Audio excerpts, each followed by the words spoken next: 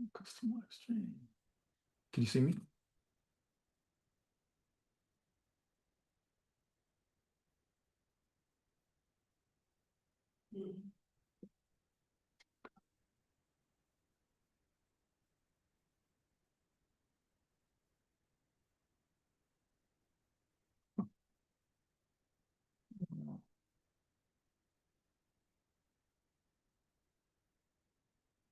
Hey, everybody, if you can see me out there tonight, I'm flying solo.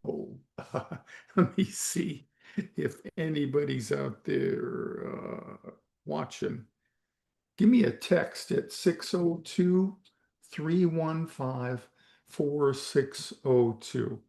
My main man, Dieter, is not available tonight.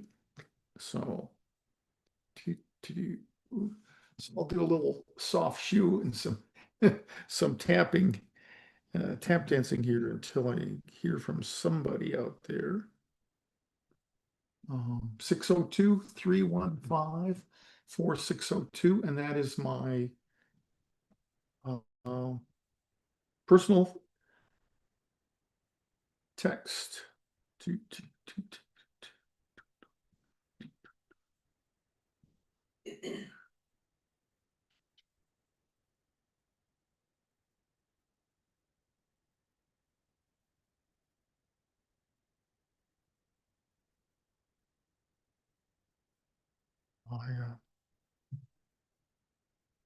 Sandra, you saved my fat out of the fire. You pulled my fat out of the fire more than anything.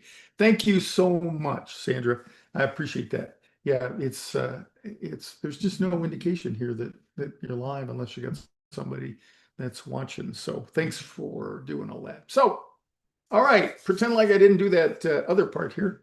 Welcome everybody to this week's episode of Fearless Flight Live. I am Captain Ron, and my able-bodied assistant, first officer, and all around helping person is not here. He had a previous commitment, so I'll be getting through this with you.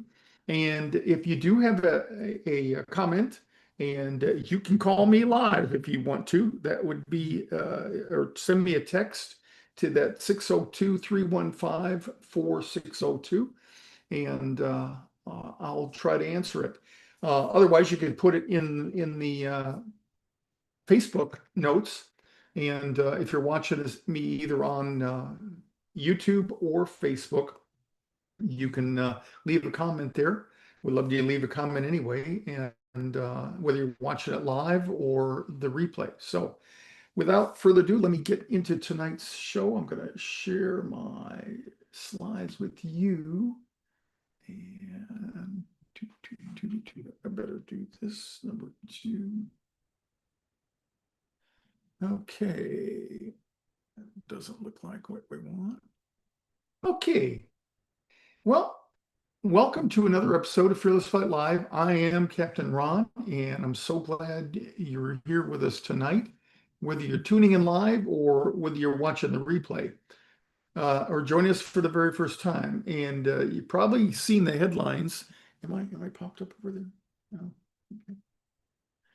You've probably seen the headlines this week about the U.S. government shutdown. If you're a government employee, you might be experiencing them firsthand. And you might have even heard that some control towers have gone quiet. The only one I know for sure, I didn't check later today, but Burbank yesterday shut down. My stepson works for Southwest here at Phoenix, and he was telling me it was kind of a crazy day over there. They only had apparently 3 people in the tower, so they had delays that ran hour and a half or so. And so you might ask yourself, like you ask me all the time when we talk about all the news that's been going running around this year about the air traffic control situation in general. Oh my gosh, how could this be anything but worse if they're having trouble staffing the towers and stuff? So some of what I talk about will be really new. I'll talk to you about that. Believe it or not, there's only 500 of about the 2,000 airports in the United States that have control towers. And the other 1,500 do not, and some of the 500 do not operate 24/7. So while this will be new to you, it won't be new to me because I have a lot of experience operating in on areas with an airliner in places where they don't have a control tower. So we'll look at that. First note that I want to make, of course, is to alert you to Birds of a Feather. If you have not joined, it's you can see the link on the screen over there.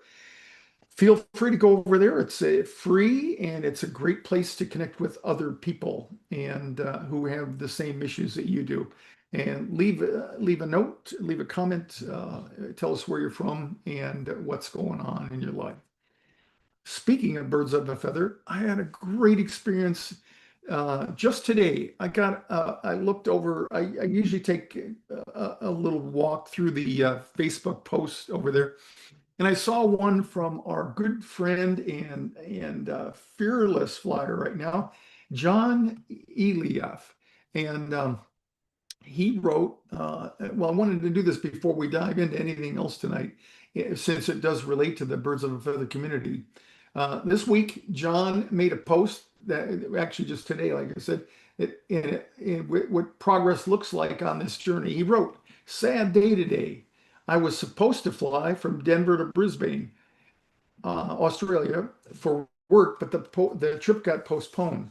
And at this point, I actually get sad when I don't get to fly. Keep working toward your goals and be proud of how far you've come." Now that's the kind of transformation that makes my heart sing. And when I first saw it, of course, the sad day today, I thought, oh, well. And then when I saw that he didn't fly, I thought, well, that's normally a happy day for some people, but not John.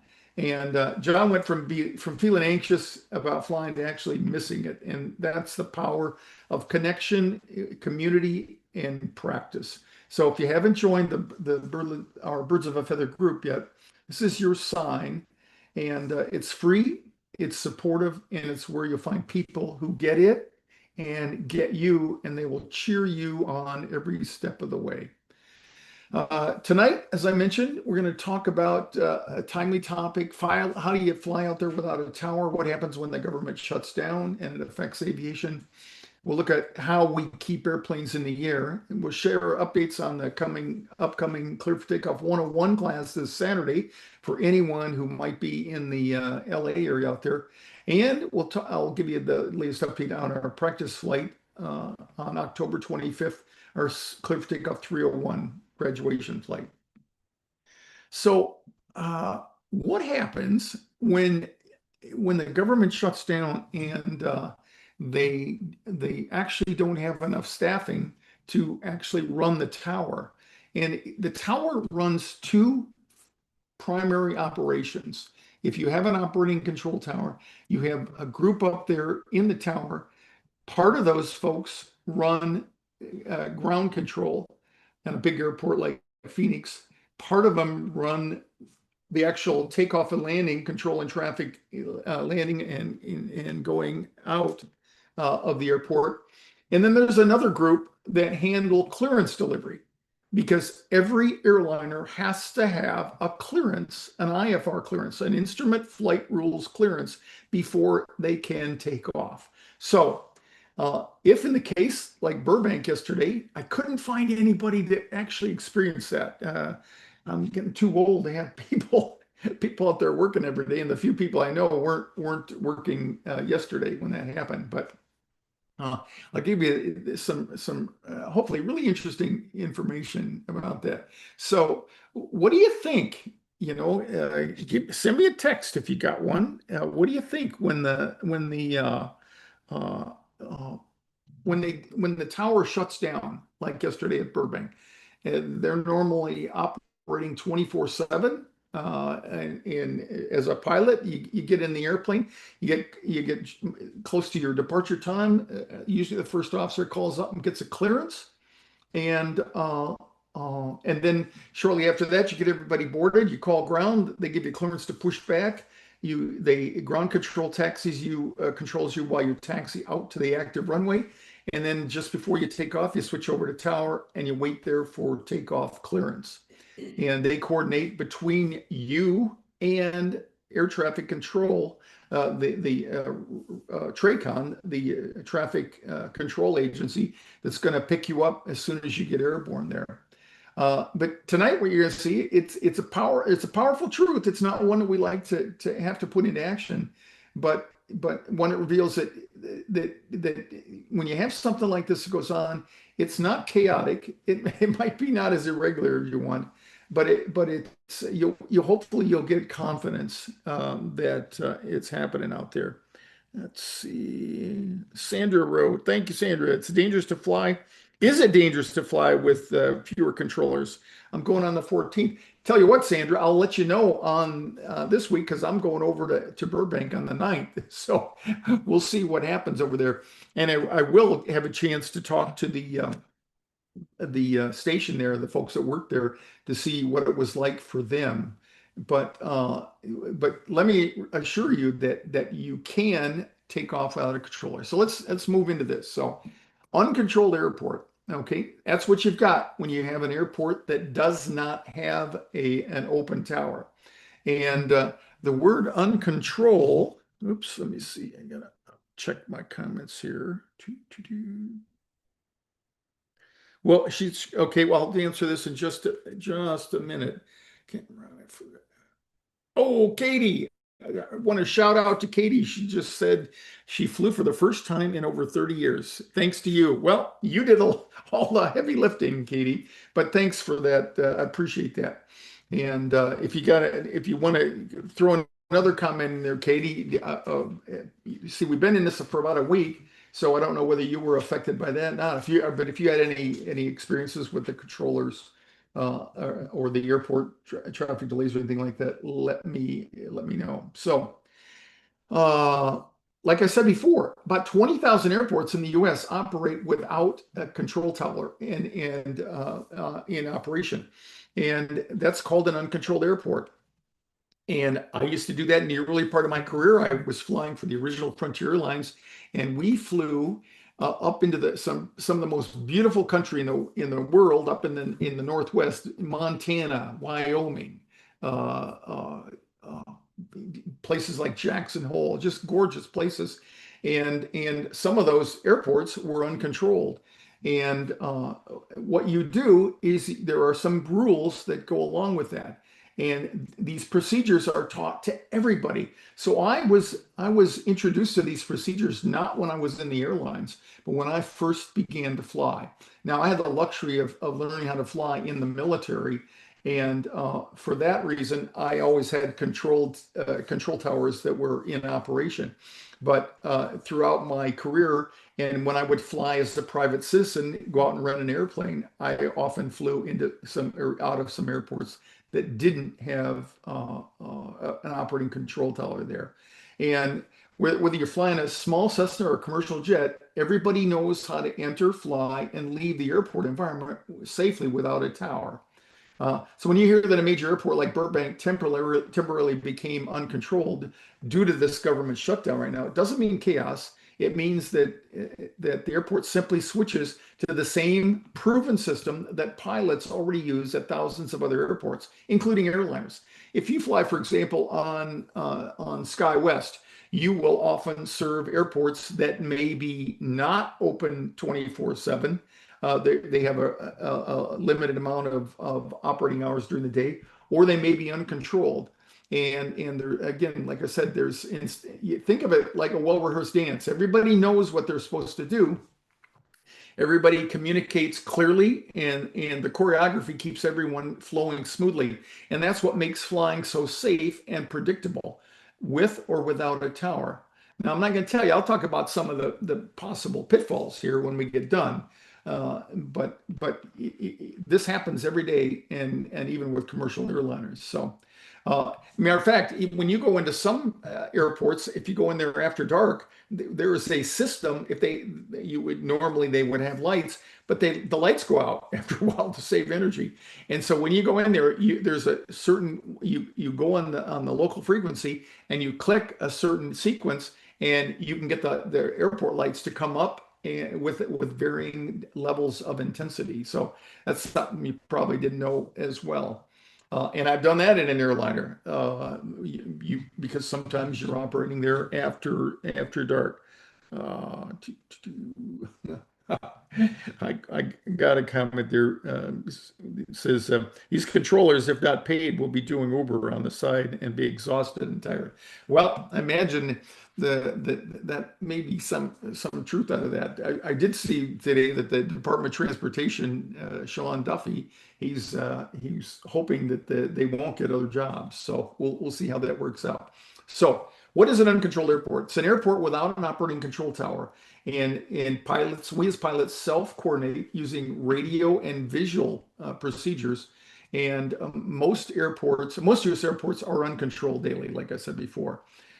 They can become temporarily uncontrolled, like Burbank. And so we'll talk about some of the general procedures here. Now, I'm going to make sure I don't go too far down the rabbit hole, because usually if I do that, you'll end up more anxious than you were before. But I'll give you some things that we do. So basically, if the airport is uncontrolled, there's a standard frequency that you go into. And since radio transmissions are line of sight, if you're on the ground, it doesn't go too much further than 20, 30 miles, unless there's airplanes overhead. And but if you're in the air, of course, it may be the radio, radio may work up to 100 miles or something like that. But usually, you're at when you use that it's called Unicom, the prescribed frequency to talk on to everybody. Everybody's on that same frequency, and so what you do is you share your intentions. So the standard call would be to announce the airport you're at, the aircraft, and your position and intention. For example, you can see on the screen there, if I was at Burbank or I was flying to Burbank, I would say Burbank traffic, Southwest 413 inbound landing for runway 8. Now, when would I do that? We're going to come back up here just a little bit, because I wouldn't just be flying along like I rented that Southwest 737 for the day. I would be on an IFR flight plan. So I've gone to great lengths to have to talk to somebody to let them know that, to get approval to go in the system. So let me go to this next slide, or let me say this right now. So what happens is if we have airline operations, we receive clearances and separation. Now, if there aren't enough controllers in the tower, we make sure that we have our own separation. And so that radio call that I gave you just a few minutes ago, what it would sound like would be Southwest 413 is on the ramp, will be taxiing for runway 15. I happen to know what runway they're likely to use over there. And that lets everybody on that frequency in the airport, both in the air and on the ground. So airplanes that are trying to land and airplanes that are also thinking about taxiing out, that lets them know where I'm at. And then when I taxi out, at some point in time, I'm going to make another transmission. I'm going to say, aircraft, Burbank aircraft, this is Southwest 413. We're about to take off. We're taking the runway and we're going to depart on runway 15. And I would say we'll be making a right turnout because I know the departures. So here's where I'll see if I can make some sense, but not overwhelm you. So on a normal flight, I'm going to be at the gate and I'm going to get I'm going to call up clearance delivery. And that is, like, if you remember, recall, that's going to be one of three functions in the tower. And they're going to coordinate with Air Route Traffic Control System, the headquarters in Washington, D.C. They do this all by computer. And they're gonna see my flight plan has been filed by my dispatcher. So when I call up and request my clearance, they're gonna say, Southwest 413, you are cleared as filed, climb and maintain, yada, yada, yada. There's some prescribed information. If there's nobody in the tower and or the tower is closed, now I got to figure out how to get that clearance from air traffic control through another means. And guess how I do that? In the old days, I would have had to go through the radio, get a phone patch to talk to flight service stations and let it come back. Nowadays, with a cell phone, believe it or not, the pilots can call up an 800 number And I've never had to do this, but depending on how busy it is, and we may hear some stories about that in the media coming up, but they will call up and they will get that same clearance. Now it will have a valid time, so it'll tell me that it's valid between such and such and such and such a time on the clock. So it might be if my scheduled departure time was 11:30 in the morning, it might say it's valid between 11:30 and 11:45. And the unique thing, or one of the unique things about Burbank, is they're in the Los Angeles traffic area, and there's a lot of stuff going on over there. So that's where you'll have delays. And I know my stepson said that I mentioned before, it was kind of a goat rope to use a slang term, because the pilots, he said you could tell they were using their phones, and you could tell that it was definitely a deviation from the norm there. And like it said, some of them had delays up to about an hour before they could get going. But anyway, so we'll go back to Burbank there. So we got our clearance. We get the company, the station agents are going to board everybody. They're going to close up the airplane, and then I'm going to go and talk to the Burbank traffic area on this common frequency. I'm going to tell them what I'm doing. I'm going to taxi out to the runway. I'm going to get to the end of the runway. I'm going to make another announcement saying that we'll be departing once I've got come upon the clearance time on the clock. And now when I take off, I am responsible for my own traffic separation from the time I get off. Anybody that might be out there operating under their own visual flight rules. In other words, they might not be talking to anybody on radar, but if they're in the airport area, they would hear my transmissions and they would let me know where they are. And then as soon as I get airborne, now I'm going to switch over to approach. Actually, we call it departure control. And there are people out there who are in the scope rooms like everybody normally would be, and they would say radar contact Southwest 413, climb and maintain, and we'd be on our way just like we would normally, and they'd have us on radar and all that. Now you ask, well, Ron, what if not only the tower is down to reduce staffing, but also the folks in the approach controller building? Yeah, that can happen too. So you may recall, it's been in the last 3 or 4 months. We did a whole show on what happens when air traffic control gets overloaded. It was triggered by some mistakes that were made up in most memorably in the Newark airport area. And what I said to you was that it doesn't get unsafe in the sense that we keep launching airplanes just like we always would, and kind of do the Kentucky windage thing. We look over our finger and say, well, I think that'll be okay. No, not at all. Everybody has to have a clearance. So when you have controllers in approach control who can't handle as much traffic because they're not staffed as much, or maybe they're having a mechanical problems or electrical problems, something like that. What they do is they downsize the number of airplanes that they let into the system. So with this thing at Burbank, you can imagine that the controllers were probably more overloaded over there, and that's one of the reasons that the delays came in, because now you don't have them with a hotline, the tower controller with a hotline with the departure controller, just making it run more like a Swiss watch. So I know that's not probably terrifically comforting to you, but the main difference in this is the local sequencing near the airport, meaning the spacing between planes on the ground and in the immediate pattern is managed by the pilots ourselves. So if there's somebody flying around Burbank over there, we talk to them and they talk to us, because everybody's listening to this thing called CTAF. It's a controlled, what's the name for? I forgot that. It's controlled airport frequency is what it is. Control tower airport frequency. So in essence, nothing in the big picture changes. The radar controllers are still watching. They're still guiding us. They're still keeping everybody safely separated. And this, we've been talking about departure. It's just the local coordination which would mean that airplanes that are launching out of Burbank mixing with airplanes that are either landing at Burbank or other airplanes that are departing. Um, and the system works because it has layered redundancy. And you know, in airplanes itself, we talk about that, how redundant many of the systems are. Every flight is being tracked, every altitude monitored, and every route verified. So once we get up into the system, particularly when we get above like 18,000 feet, where we're now up there with the only airplanes up there are airplanes on and off our flight plan. So we don't have to worry about the ones that might have been in and around the airport. Now, when we get to the destination, we have to do kind of the same thing.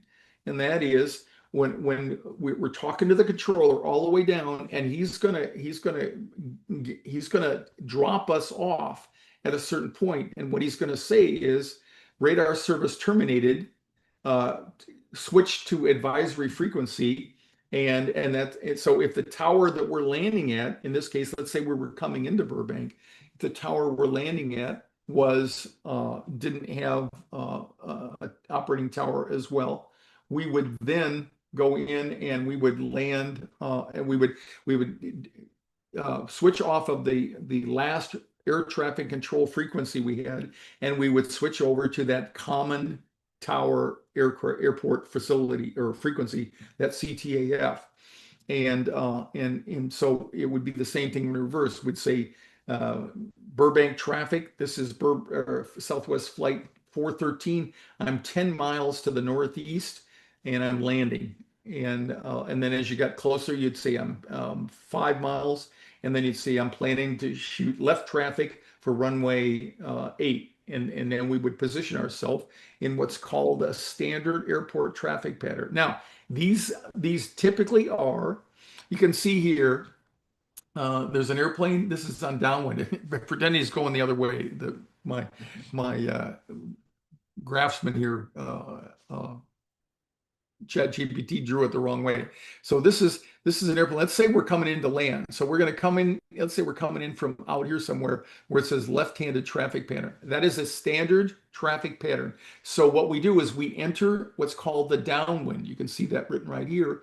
And what it means is we're going the opposite way of the traffic that's the runway that's in use. So in this case, this looks like it's got a 5 or so. So on runway 5, they're using that. So we would come in, we'd be heading to the southeast, and we'd make a base turn. You can't see it here, but down here we go a little bit past the end of the runway. We then turn 90 degrees to the runway, which is called our base turn. And then when we're just in time to roll out on final, we make the final turn. And this is our final approach. And we're going to land and touch down there. And so there are airports, and sometimes they will publish that their standard traffic pattern is a left hand for this runway or a right hand landing on the other runway. And then we would always be on a certain side of the field. But again, these are not things that we have to make up on our own when we're confronted with this situation. These are things that we learn from the very day we first start flying. Okay, and there's no improvising, no guessing. It's a system of structure and communication and mutual respect. And it's just that we don't have the tower down there to coordinate it. And of course, we don't have the tower radar that they have. Obviously, if we're going into airports, we've got to have certain visibility out there so that we can direct ourselves. It's different when we operate in different places, but under different conditions. So this is what happens. So for taking off, we're going to make we're going to advise everybody on the ground that we're going to taxi and take the run after runway prior to takeoff. And then if we're landing, we're going to disconnect from air traffic control, from the center controllers and the approach controllers, and we're going to go over to the tower frequency to get ourselves in the pattern. So technology and visual scanning, what do we have available? Well, some of the things we have now we didn't have when I was learning to fly, and that's ADS-B, this automatic dependent surveillance broadcast. And this is one of the most important advancements in modern aviation. It's like having traffic awareness built right into the cockpit. and pilots can see other aircraft on their displays. And it arms a system called TCAS, Traffic Collision and Avoidance System. And so the ADS-B data goes into instruments we have on the on board the airplane, and we can see targets out there, not maybe, but oftentimes before we can see them visually. And it provides us with that same traffic separation that you've heard me talk about under when we're being watched on radar by the tower net. And of course, every airplane has lights and strobes, so that helps. Red, white, and sometimes green position lights in the airplane, and they're visible even from miles away. So and while we don't talk about it as much because of all the radar coverage that we normally have when towers are operating, we always operate by a see and avoid process. That's the first rule you learn when you learn how to fly. You learn how to literally where to position your eyes, how to do a scan. The 10 and 2 o'clock are the most vulnerable times because if you were on a collision course with somebody, they would be in those positions. And so that's one of the things that you learn very early on down there. We have other systems that come into play when we don't have the tower talking to us. We have something called AWOS. It's AWOS. It's Automated Weather Observing Systems and Automated Surface Observing Systems. These are automated stations at an airport that broadcast the current weather conditions 24 hours a day. So even though the tower might not be operating, you still get the runway surface conditions because you really need to know what direction the winds are blowing from to plan your landing there. And we could tune in by radio or we can view the reports digitally now on our airplanes. We get like the equivalent of fax machines on there. So even without a tower giving us updates, we always have access to the latest wind, visibility, and temperature data. Uh, uh, Ground operations. So I've already kind of covered on this. Before taxi, we set the picture. We pull up the airport diagram. We see where we're going to go out there. And many pilots, at least one of the pilots on board the airplane, has been in and out of that airport before, and that's a great asset. So when we find out where we're going to go, we turn our transponder on, which is another electronic device that now allows us to broadcast our position over that ADS-B that I just talked about. And then when we begin to taxi, we make a clear, concise call on the airport frequency, and then we move with intention, if you will. We have our heads up and our eyes out, and both of us. It becomes even more important that we're both looking eyes outside to verify not only that see and listen for other traffic, but also to look for the signs on the airport to make sure that we're aware of runway crossings and things that we have to do there. And we will make that. Let's say we're crossing an active runway and an airplane was landing. We would want to broadcast that we will be holding short of this crossing runway until the airplane that's on final approach landing. And sometimes some airports, not so much big airports like Burbank, but the airports that I learned first flew out of in the airlines, they didn't have taxiways that went to their runway. So sometimes you'd have to back taxi on the taxiway, and you would broadcast those intentions as well. Let's see. Again, I don't want to get you there. Okay, let's talk about emergencies. One of the most important things for you guys to hear is to understand that the safety infrastructure never shuts down. I had one of our followers, Oliver Fry, who worked for years for the Los Angeles Fire Department. I talked to him today. I knew he didn't operate out of Burbank, but I said, "Hey, Oliver, there's the fire department, all that continues to work, right?" Yeah, because those are all usually city functions. Only at an Air Force base would you have, military people operating the fire stations. But anyway, so you got the fire department out there, if they have a fire department normally, and for airlines, we have to have a fire department at the airports we operate, even if there were no control tower. And in any flight environment, whether it's a tower or a non-tower airport, an aircraft declaring an emergency instantly moves to the front of the line. And now we're talking about landing because if you had an emergency, you're not going to take off. But under the FAA regulations, that airplane has an absolute right of way over any others. You would use the radio once again to broadcast what was going on and your intentions.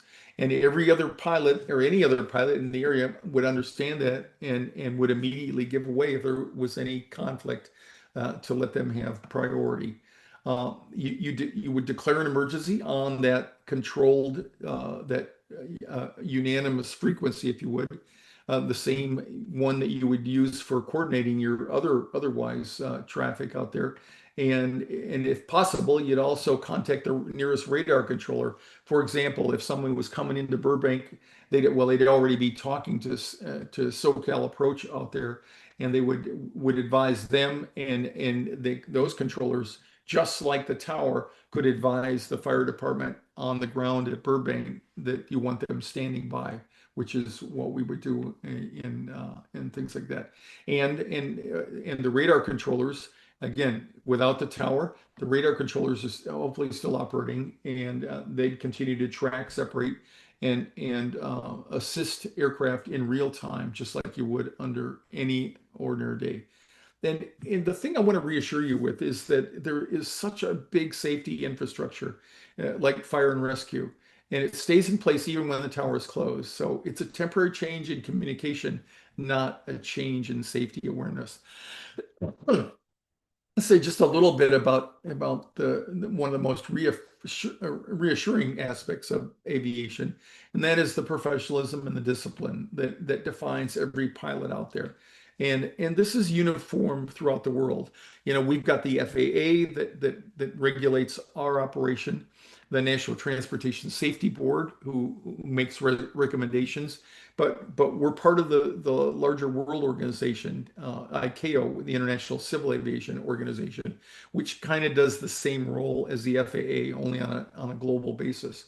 From the smallest general aviation airfield to the busiest intercontinental airports or international airports, we speak the same language of the sky. English is the standard language for aviation around the world. So we have an advantage over that. And like I said, it's set by the FAA and ICAO. And this means that if you were flying into Tokyo, Toronto, or Tucson, they're all going to use the same precise communication patterns. We do not use slang. We don't use ambiguous terms. We use clear, calm, and structured communication. I know when I flew in Vietnam, believe it or not, all the controllers were Vietnamese nationals over there, and we of course had U.S. forces that trained them. But it was really interesting how everybody worked together over there. We use communication and discipline. Every pilot is trained not just to talk, but to communicate professionally out there. And when you get in an uncontrolled environment where there's no tower giving you step-by-step guidance, that discipline is really important to announce your things like your position, your intentions, and your movements, so that there's little doubt or no doubt for anybody else out there. Let's see. Okay, to be fully honest with you, we talk about some of the drawbacks and the risks of tower shutdowns, and because I know some of you are out there saying, "Yeah, I hear what you're saying, Ron, but it can't be as good as it is when everybody's at their posts." And you're right. Okay, probably the biggest problem in when you're going in someplace is radio congestion. And for example, you'd have, if you had the tower isn't operating and you had a number of people descend on that airport at the same time, you're going to have congestion. Everybody's on the same frequency, and it takes some finesse in order to make sure that people don't talk over each other. But here's one thing about it: if the airport is already uncontrolled, like let's say Rock Springs, Wyoming, okay, you're not going to have that much traffic up there. There are no other airports operating close by you that where you're going to have a congested frequency like you would. When you get into the LA area, however, you would have that. But if Burbank's the only airport that's down and you're in an airliner, you're already operating on a clearance, the chances are really, really, really low that we're gonna have that saturation on the radio frequency. You're more likely to have busy radio frequency when you're operating with under normal conditions when there's a lot of departures and landings and arrivals at the airport. Yeah, so uh, it does increase workload for pilots to make sure that we do have separation, primarily for the initial part of the flight where we're taking off and we're going to climb up into the airspace and contact the air route traffic control people. And then once again on the other end, when we're descending and we're going to discontinue talking to the controller in anticipation of landing at the airport that's uncontrolled. But again, as I mentioned, you just may not be aware of this unless your hometown causes you to fly into Rock Springs, Wyoming, or places like that. But we do that every day. Airlines do that every day. Operate without control tower. It's just that we're just not used to it happening in a busy airport like Burbank. Um, there's a slightly higher risk of runway incursions. That means somebody pulling out on the runway. We still maintain vigilance. We still can execute a go around and clear the runway. So, and you've all heard of incursions when we've had tower controllers. So I'm not saying that's a good thing, but that's a potential for all the time. And the biggest thing that you'll notice as a traveler is reduced efficiency. The biggest impact of losing a tower controller like in Burbank is not safety, but it's efficiency. Without somebody sequencing the departures, you might see slightly longer taxi times or a few delays as pilots space themselves conservatively out there because we're not going to take any chances out there. And again, we have to get a clearance from air traffic control. So a lot of times, depending on the traffic in the area, they might hold us on the ground if there's a lot of air traffic coming out of places like LAX, Orange County, Ontario, and the other airports in the Los Angeles area. So, and when we're in doubt, we slow down. We take a big breath, which is what I want you to do right now if your pulse is going up, and we clarify our intentions. We talk a lot to our flying partner and to make sure that we're both on the same page. And you can bet that there's a lot greater vigilance up there. So there's limited assistance for student pilots or non-radio pilots, but they can't operate into the airspace where you're going into busy cities like Burbank and whatnot. Why it still works, you might be wondering, how can it still function? Well, again, just to kind of summarize all things we've been talking about, redundant safety layers and training technology and ATC support. We have times when air traffic control, different agencies lose radios for a short period of time. And so we have practice, even though you may not hear about it or be as widely informed about it. I mentioned standard phraseology helps to keep everybody on the same languages, if you will, and it minimizes ambiguity out there. We all have commonly shared traffic patterns when the tower isn't in control. We know that from the first days of learning how to fly, and it helps to maintain order, especially when the tower is uncontrolled. And in short, aviation was built to withstand disruptions like this. When one layer steps back, like the tower, the others flex and adapt and hold the system together. It isn't a sign of weakness.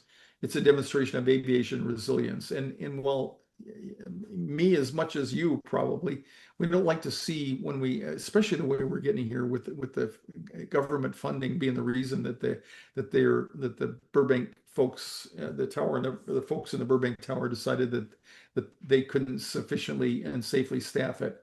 We want to give them credit on the one hand, but we have to lament that we hope that our folks in Congress get their act together so that this isn't a long-term deal.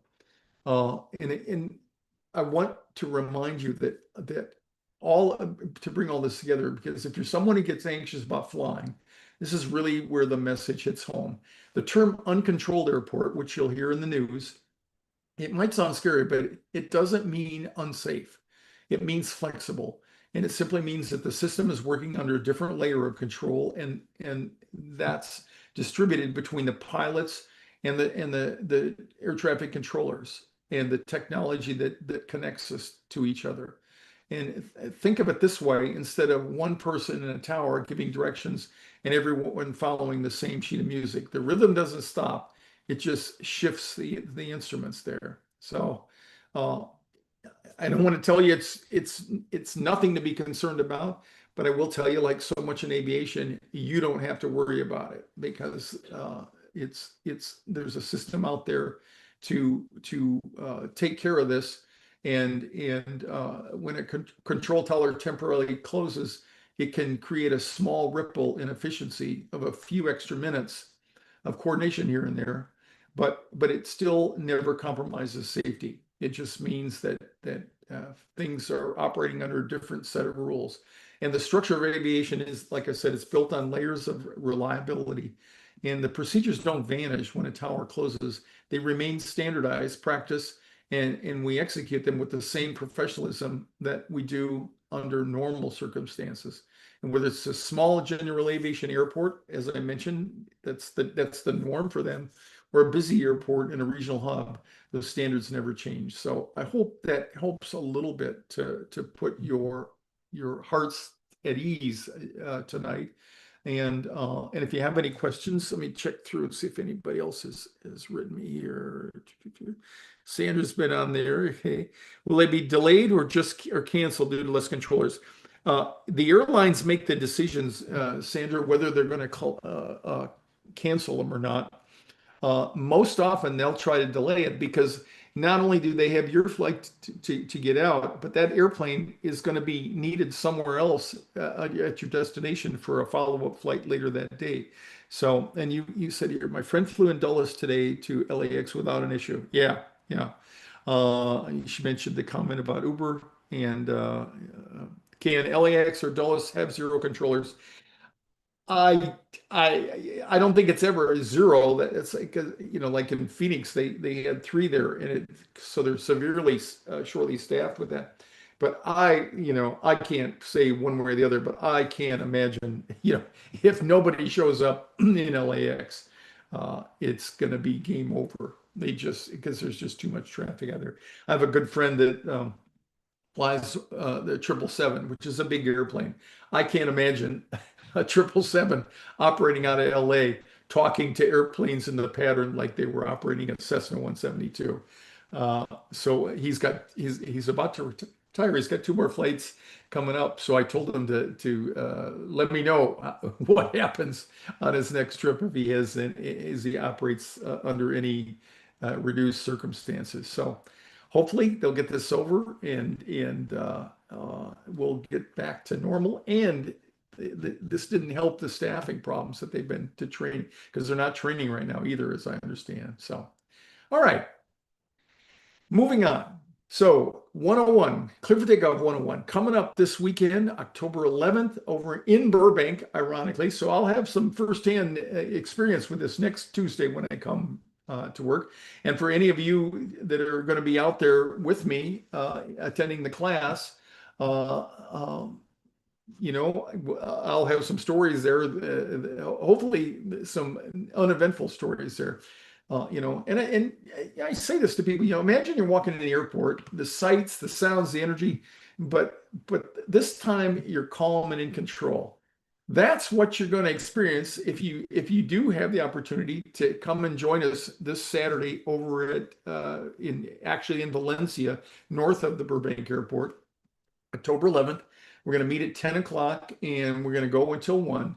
And it's an immersive, hands-on class, and it takes you from a really realistic boarding area. You won't believe how much effort is going into making this for movie sets. Studios or movie companies use this.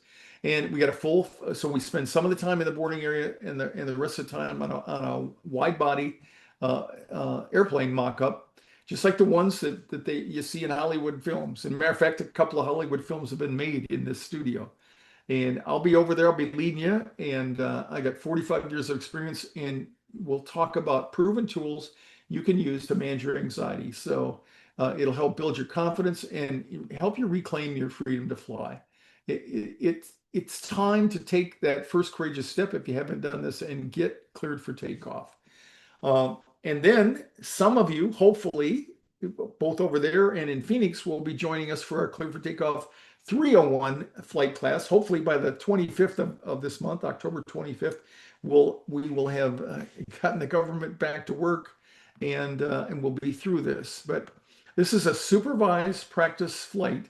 And on October 25, you join me for this flight experience. I'll be flying over to Burbank the day before. I'll meet with the folks coming out of Burbank with me, and I'll guide you through every step of the way. We'll have two groups flying. Those of you who are going to join me in Burbank, and then we're going to come to Phoenix, and we're going to have another group in Phoenix that we're going to meet up with, and all of us are going to fly back together to the airport.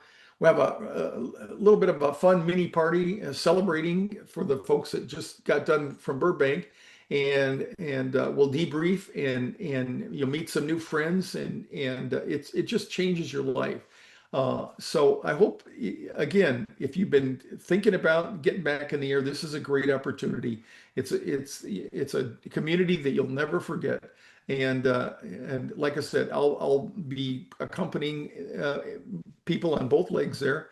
And right now, it's normally we do this for $397. We dropped the price to $197 to get as many people as we can. This is the last one we'll do out of this year, either out of Phoenix or Burbank. So it's $200 off the regular one, plus your tickets. You got to buy the tickets. And the most important thing would be to get online and buy those tickets right away. So we'll be following this up, or then we'll put the link in the notes again for the 301 class. So I hope you can come and fly with us. This is a scene. This is the old location, but this is kind of a view of the boarding area, the mock-up boarding area that we have. The energy in the room is electric. I mean, you can't believe people, when we know we're not flying, but people are nervous just coming in and taking a seat in the mock boarding area. And it's great for that. And you'll get your questions answered, and we'll talk about strategies and tools and techniques to get you on the flight on the 301 or on your next flight. These are the flights. If you want to write them down here, we're on the 25th. Those folks in Burbank, we're going to fly out of there at 11:35, and it arrives in Phoenix at 1:15. Fingers crossed that if we're delayed, so will be the return flight, because we're going to get into Phoenix at 1:15, and we're going to turn right around and hop on another airplane at 2 o'clock, with having picked up the Phoenix folks, and then back to Burbank at 3:25. The only thing in the day, there just weren't any more flights that we could catch in between, so we'll hang around till 8 o'clock that night, and we'll return back to Phoenix. But it's a fun day. It's a day you won't forget, and you'll accomplish things that you really probably didn't think you'd do for a long time there. And the other thing that's really special about this is on October 23rd, that's 2 days before the flight, I'll have a powerful mix of education and strategies, and not to mention emotional support, in that we'll do this pre-flight webinar. We'll take you through a walkthrough of everything from meeting at the airport, boarding process, so you can experience all the things that you're going to, or talk about the things that are going to happen on Saturday. And we'll talk about breathing. I'll have a visualization probably. And we'll talk about mindset tools that you can use to calm your mind, because what you need to do is get the confidence that you're going to handle it when we get on the airplane. And there's a Q&A with me that night, and you can get answers to your most pressing questions. And those ready for more, it's a chance to rehearse the flying without leaving the ground. So it's a great opportunity to get what you need to get your courage up and your confidence up to do that and join us on Saturday. Uh, the best parts about this is it's one of the most powerful experiences that we have. It's my favorite uh, event is flying with people like yourselves out there. It reminds you of when you first start meeting other people. Often people will say, "I thought I was the only one," and this is proof that you're not alone. And even though we're on a regular commercial flight on Southwest with other people, paying passengers on there, we really don't care. We act like it's just for us that day, which it really is. And the support doesn't stop when the class ends. You'll have encouragement and connection through every stage following this, and every time that you go to fly after that. So please think about joining us on October 25th. Finally, let me shout out for our live monthly group coaching session coming up on October 16th. That's Thursday. It's a Thursday night, 6:30 p.m. Pacific, 9:30 p.m. Eastern. That's our monthly group coaching webinar where you can also get questions answered on a more personal level. And I'll be putting out a little piece. Oops, I forgot to take the flying over water. We did the flying over water last month. This is how to handle delays, diversions, and cancellations. That's another thing. Some of you, you get on the airplane, you think you're doing well, and then they pull off to the side, and while they're probably just waiting for a clearance from approach control through the tower, and you're just holding for your place in line there, many of you think, oh my God, that can't be good. There's got to be something wrong with the airplane, but it's not. It's just that delay. And with this government slowdown and shutdown coming up, chances are, and certainly beyond that, when you get more controllers and stuff, you're probably going to have more delays in and out of some airports at some times. So uh, please come over and join us. I'd love to have you. Uh, so, okay. Let me look and see if I got any more text over here. If you put notes in Facebook, I'll have to do those later.